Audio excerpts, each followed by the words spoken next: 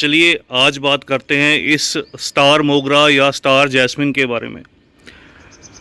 ये देखिए मेरा जो ये पौधा है दोस्तों, ये मेरे पास पिछले 3 साल से है और मैंने पहले भी इसके ऊपर जो वीडियोस हैं वो शेयर किए हैं, क्योंकि इस समय पर इसका सबसे ज़्यादा अच्छा ग्रोइंग सीज़न है। गर्मी के मौसम में ये बहुत तेज़ी से ग्रो करता है। और अगर आप देखिएगा मेरे इस स्टार जैस्मिन में कितनी सारी कलियां निकल कर आई हैं, अनकाउंटेबल जो बर्ड्स हैं वो निकल कर आई हैं। इसकी काउंटिंग करनी मेरे लिए बहुत मुश्किल है।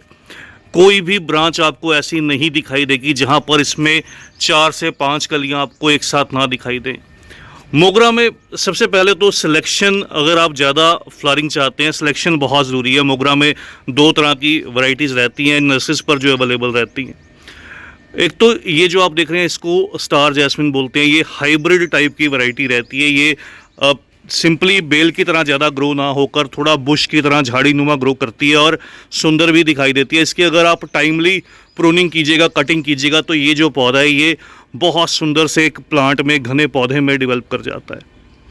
और एक इसकी देसी वाली वैरायटी भी रहती है नर्सरीज पर। मैं आपको इसकी सेम इसी समय पर देसी वाली वैरायटी भी दिखाता हूँ।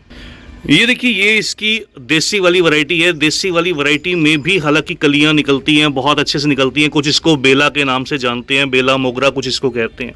लेकिन क्या डिफरेंस है, ये उस तरह से उतनी जल्दी, जैसे कि आपने ये वाला पौधा देखा, इस तरह से तैयार नहीं होता। इतनी ज़्यादा जो बर्ड्स है, जो कलियां हैं, वो प्रोड्यूस नहीं कर पाता जितना ये स्टार मोगरा कर पाता है।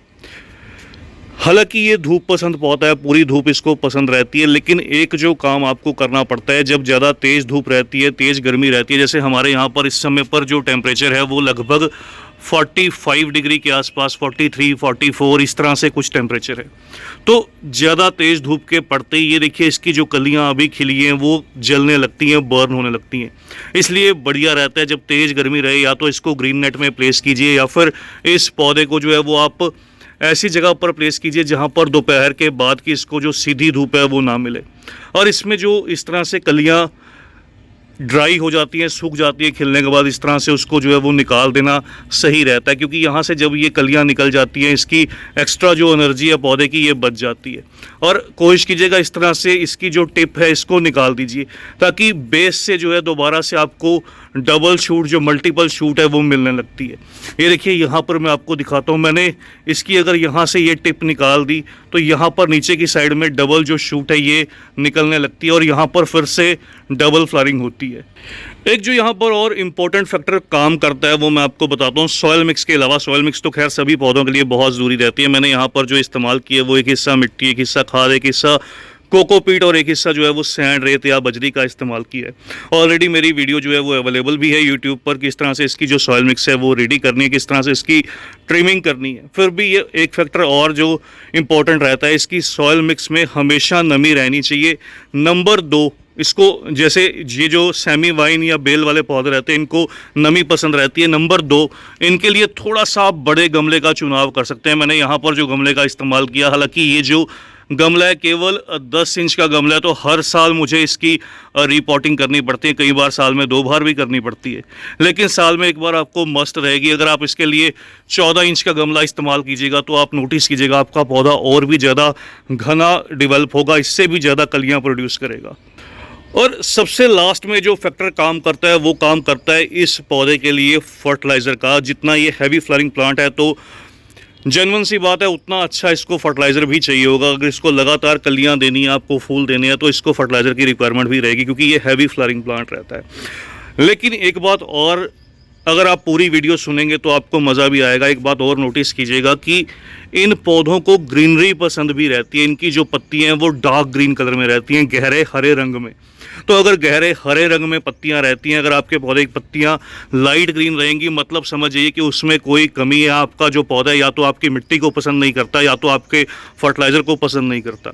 अगर इसकी पत्तियां गहरे हरे रंग में चाहिए तो 3 जो मेजर न्यूट्रिएंट रहते हैं NPK, मतलब नाइट्रोजन, फॉस्फोरस और पोटेशियम, इन तीनों में से जो 2 ये फर्टिलाइज़र हैं, एक नाइट्रोजन और तीसरा पोटेशियम, ये इन पौधों को ज़्यादा फीड कीजिएगा।